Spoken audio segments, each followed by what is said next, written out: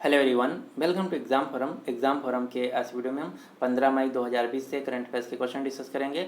और आज के इस वीडियो का जो पीडीएफ फाइल है आपको नीचे डिस्क्रिप्शन बॉक्स में मिल जाएगा, आप वहां से डाउनलोड कर सकते हैं। तो चलिए शुरू करते हैं अब आज का वीडियो। आज का पहला क्वेश्चन है, हाल ही में कौन सा राज्य फसलों की खेती को विनियमित करने वाला भारत का पहला राज्य बन गया है। फसलों की खेती को विनियमित करना मतलब regulate the cultivation of crops. तो ये ऐसा नियम लागू करने वाला भारत का पहला राज्य बना है तेलंगाना, यानी कि इस क्वेश्चन का सही आंसर है सी। तेलंगाना राज्य भारत का पहला राज्य बन गया है जिसने फसलों की खेती को विनियमित करने वाला नियम लागू किया है।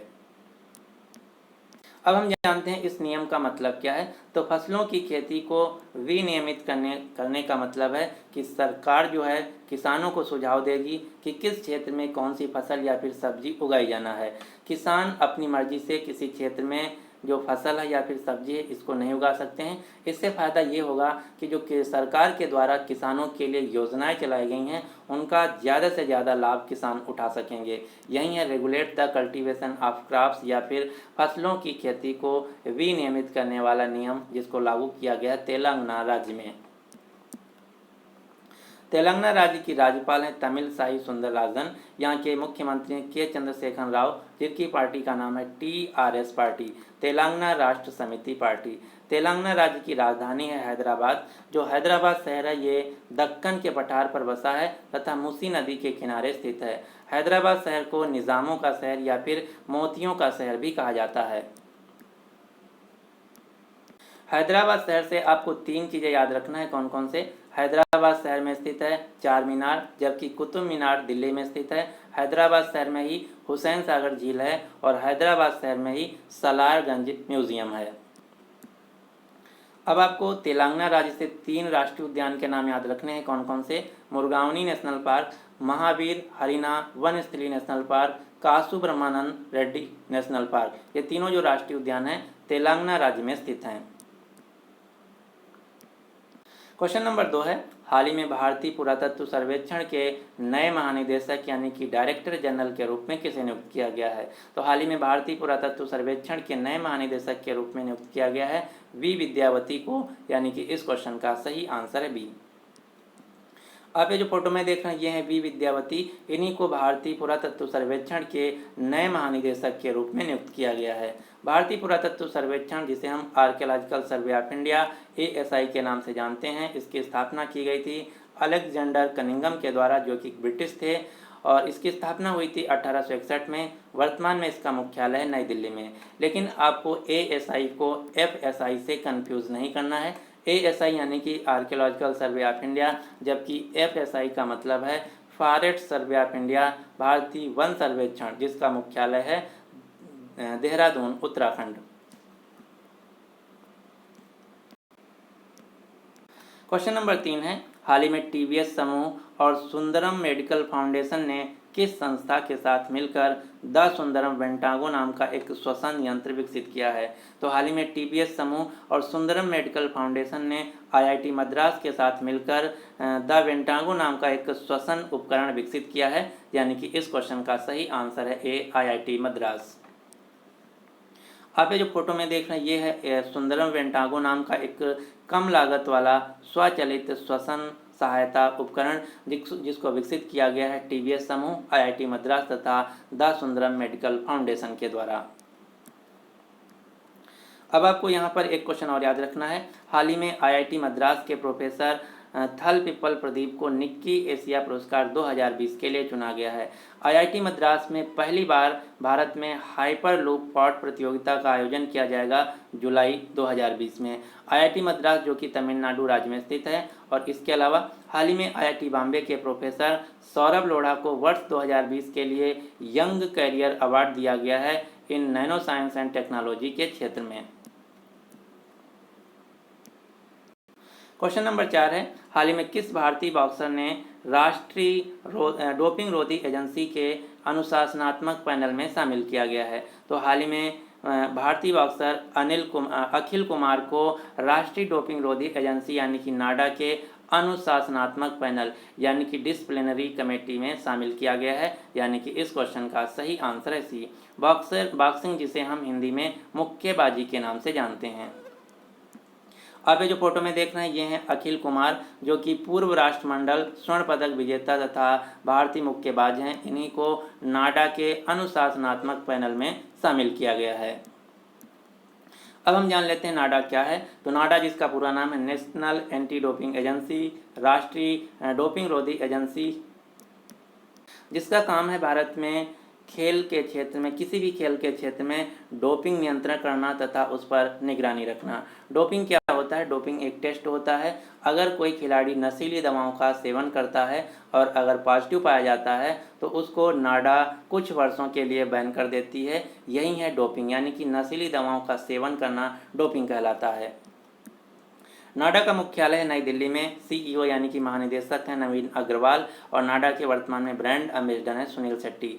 जिस प्रकार से डोपिंग को रेगुलेट करने के लिए भारत में है नाडा, इसी प्रकार से अंतर्राष्ट्रीय स्तर पर डोपिंग को खेलों में रेगुलेट करने के लिए संस्था है वाडा।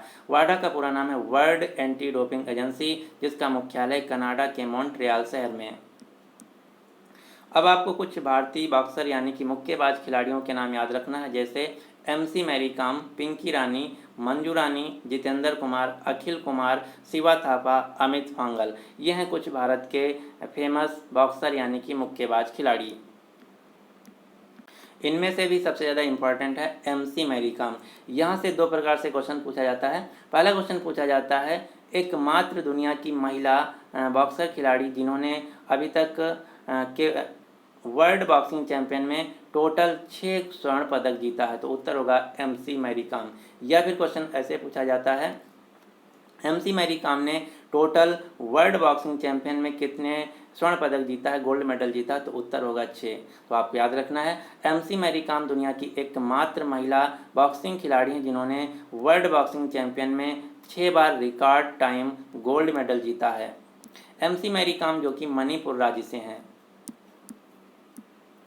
क्वेश्चन नंबर 5 है, हाल ही में विश्व आर्थिक मंच द्वारा जारी ग्लोबल एनर्जी ट्रांजिशन इंडेक्स यानी कि एनर्जी ट्रांजिशन सूचकांक में भारत की रैंक क्या रही? तो इसमें भारत की रैंक रही है 74, यानी कि इस क्वेश्चन का सही आंसर ए। किसी भी इंडेक्स यानी कि सूचकांक का मतलब होता है कंपैरिजन, एक देश का दूसरे देश का के साथ उसी क्षेत्र में उसी फील्ड में कंपैरिजन। तो यहाँ पर बात की गई एनर्जी की, यानी कि यहाँ पर एक देश की एनर्जी सिस्टम का दूसरे देश की एनर्जी सिस्टम से कंपैरिजन किया गया है, जिसमें भारत की रैंक रही है 74 और इसमें नंबर 1 देश रहा स्वीडन।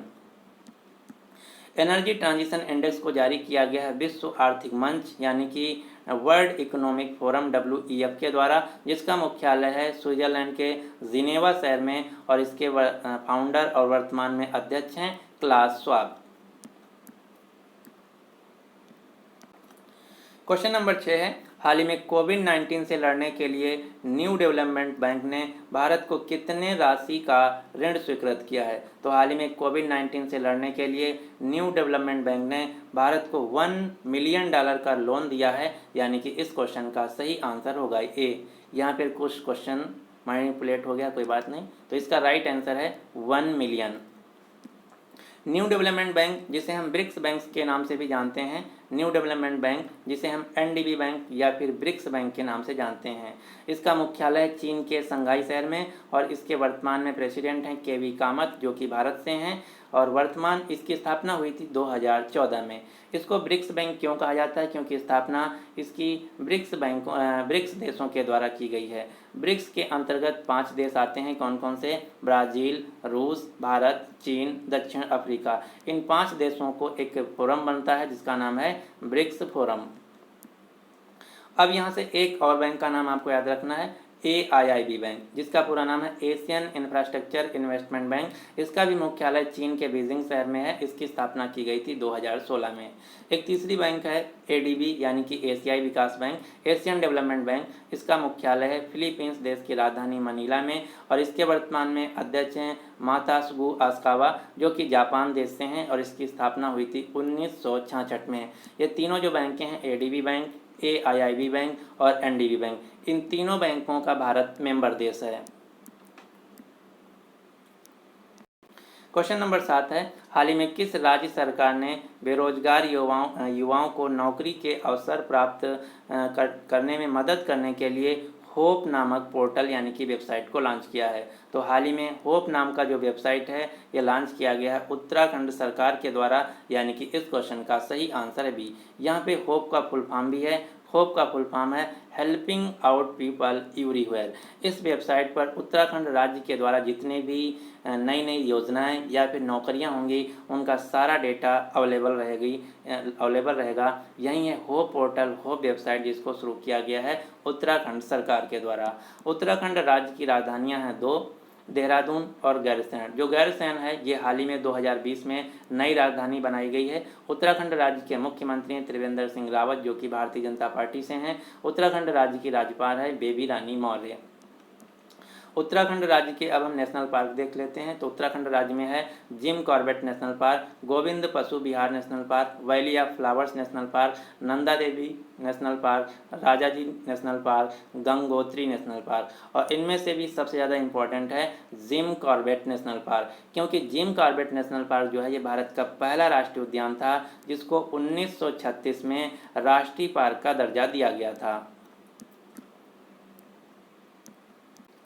क्वेश्चन नंबर 8 है, हाल ही में किस देश ने सोशल डिस्टेंसिंग के लिए आई फील यू ब्रेसलेट को विकसित किया है? तो आई फील यू नाम का जो ब्रेसलेट है ये बनाया गया है इटली देश के द्वारा, यानी कि इस क्वेश्चन का सही आंसर है डी। अब हम जान लेते हैं इसका मतलब क्या है। तो आप ये जो फोटो में देख रहे हैं ये है आई फील नाम का एक ब्रेसलेट। इसका उद्देश्य ये है कि इटली देश में लॉकडाउन के दौरान जो छूट दिए गए हैं, अगर कोई व्यक्ति सोशल डिस्टेंसिंग का नियमों का पालन नहीं कर रहा है तो ये जो ब्रेसलेट होगा ऑटोमेटिक रेडियो सिग्नल भेज देगा, जिससे कि सोशल डिस्टेंसिंग का फॉलो होगा, लोग नियम कानून को फॉलो करेंगे। यही आई फील नाम का ब्रेसलेट जिसको बनाया गया है इटली देश में। क्वेश्चन नंबर 9 है, CAPF यानी कि सेंट्रल आर्म्ड पुलिस फोर्स, केंद्रीय सशस्त्र पुलिस बल की कैंटीन में कब से केवल स्वदेशी उत्पाद बेचे जाएंगे? तो ये जो स्वदेशी उत्पाद हैं ये बेचे जाएंगे 1 जून से, यानी कि इस क्वेश्चन का सही आंसर है ए। हाल ही में गृह मंत्रालय ने एक नोटिस जारी किया है जिसमें बताया है कि जो सेंट्रल आर्म पुलिस फोर्स के जितने भी कैंटीन होंगे उन वहाँ पर 1 जून 2020 के बाद केवल स्वदेशी प्रोडक्ट, स्वदेशी उत्पाद मिलेंगे। क्वेश्चन नंबर 10 है, हाल ही में US centre for disease control and prevention द्वारा भारत को कितने राशि की सहायता दी गई है? तो हाल ही में US centre for disease control and prevention के द्वारा भारत को कोरोना वायरस की लड़ाई के लिए $3.6 मिलियन की सहायता राशि प्रदान की गई है, यानी कि इस क्वेश्चन का सही आंसर है बी। तो ये थे आज के हमारे करंट अफेयर्स के क्वेश्चन। अब आपके लिए क्वेश्चन क्या है कि हाल ही में CBSE बोर्ड का नया अध्यक्ष किसे नियुक्त किया गया है? तो इस क्वेश्चन का जो सही आंसर है आपको नीचे कमेंट बॉक्स में देना होगा।